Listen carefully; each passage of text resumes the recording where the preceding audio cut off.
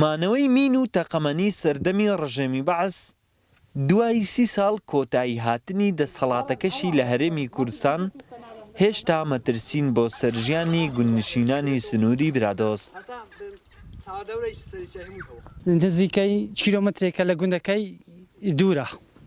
ئەڵغەمەکی زۆری لێە کە ماوەی 30 ساڵ 35 ساڵ هەبێ ئەو ئەڵغەمەی کەلەیە لەو چیای خەرکەکی زۆری بێگوناحوە بە ئەڵغەمەکانی کەتووە مارەت هەروەتۆ ئەڵغەمەکی زۆری لەگەر بێم لە لافاوی بوار و ئەو شتانە تاوەبارانشی زۆر بەقەوەت بێ ئەڵغەم دێ هەدا قناعەت بکەتە بە دەرکەیت لەگەر ئاوێ دێ ئەنی زۆر دوور نینە لێ.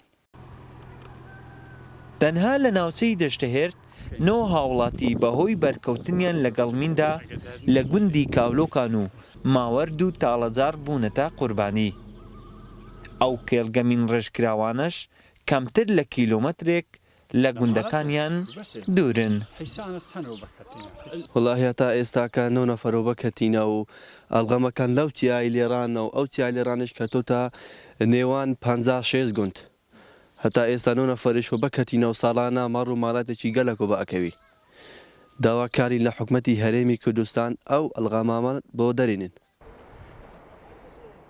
بەپێی ئاماری دەستگای گشتی کاروباری مین 70 کێڵگەی مین ڕێژکراوی سەردەمی ڕژێمی بەعس لەم ناوچەیە تۆمار کراون کە تاکو ئێستاش بەشێکی زۆری کێڵگە مین ڕێژکراوەکان مەترسین بۆ سەرژیانی گوندنشینانی ئەم سنوورە.